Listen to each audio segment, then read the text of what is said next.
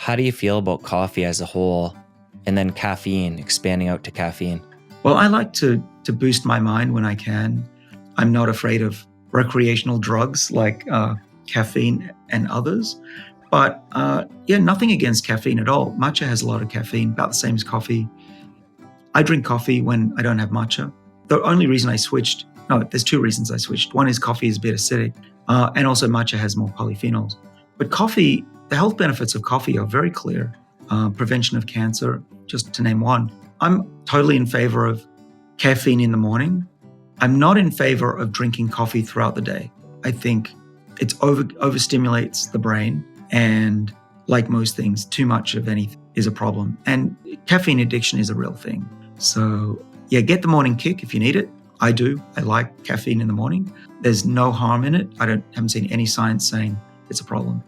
And if you don't like coffee, you don't like green tea, you don't like matcha, then find something else.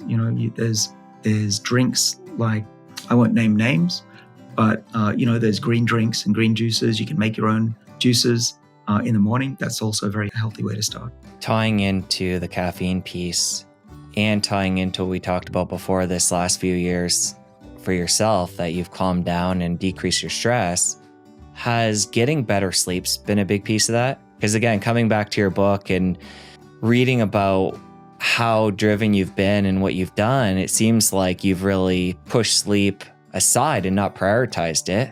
But this new calm David seems like maybe he's upping his sleep. So talk about that piece.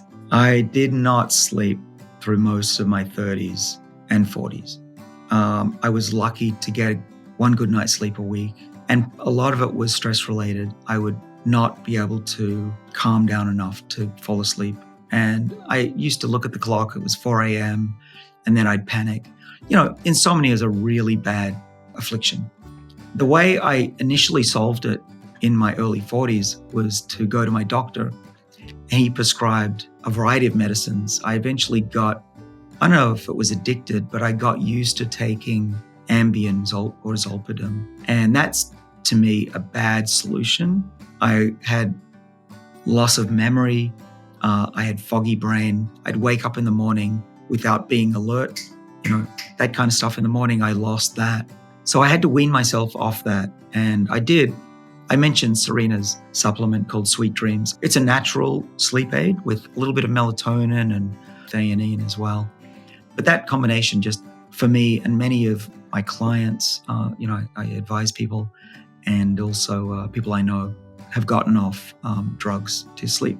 And now I fall asleep naturally, very quickly, within a matter of probably 15 minutes of hitting the pillow. Where I fall down is I like to stay up late with Serena, talking, watching movies, working. But what I've learned is if you get to sleep quickly and deeply, you don't need as much time in bed, right? So contrast this. I used to spend up to 8 hours in bed and still wake up tired.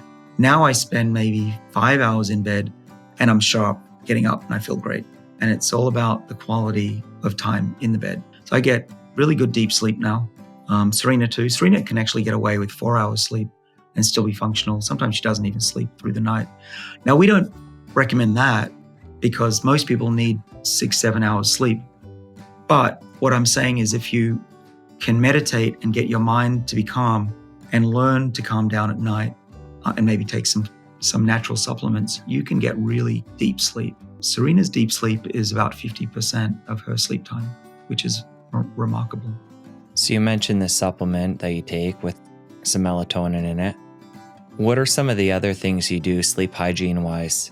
Darkening the room, temperature of the room. What are some of the things that you do to make sure whatever that period of sleep you're getting is the best quality you can? I've stopped reading my emails just before bed because that stresses me out and the screen probably doesn't help. So that's been a good one. I try to put my phone down an hour before bed. I'll check it in case of emergency, but I'm not maniacal about it. That's helped. I'll read. I'll think about other things. Having a caring partner next to me has helped. There's not enough said about the benefits of having a loving partner in longevity. That's also been good. And I do drop the temperature. We drop the temperature down to about 68 Fahrenheit. I don't know what that is in Celsius, but it's probably in the low 20s. But it's pretty cool, and that helps me sleep way better, especially if you're in bed with someone who gives off a lot of heat like Serena does. But yeah, that's all good. I used to wear blue light blocking glasses. I have stopped doing that just because I don't have the habit, but I think that could help. And those are the main things. The biggest thing that for me, besides getting off the drugs, was the relaxation. As soon as I stopped worrying about my life and stopping worrying that I'm not the perfect human being that I want to be, then I got good sleep, right? You need to give yourself a break. You're not always going to succeed. You're not always going to be the best at something. And that's okay. You're going to miss some deadlines. You're going to be late to a meeting. Oh my goodness, the world's not going to end. That's how I treat life now. Saying that is one thing, and it makes a lot of sense, but how do you embody that and actually live that in a way that is profoundly impactful, like you're talking about, and how it's impacted you? I think if I didn't, I would have had a nervous breakdown. It was that bad. I had some very bad years in 2020 and 21, and it was survival. And I was learning to deal with very big problems. My wife of 20 years, unexpectedly, to me at least, dropped a divorce in my lap. And that was like a month after COVID started. And we have assets, so we have companies and whatever. So, and she was a tough negotiator, to put it nicely. So that, along with what the impact had on my children, was the amount of stress on top of COVID and running a lab that was shut down. Too much stress for me to handle. And if I hadn't developed these techniques of not worrying about the small stuff or even the big stuff, I would have ended up maybe doing harm to myself, maybe losing my mind in some way. Certainly I would have lost a lot of health as a result if I hadn't said, time for a change, David.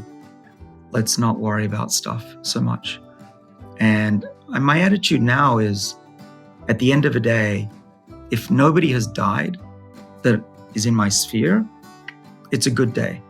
And that somebody dying who you know or a family member, that's a bad day.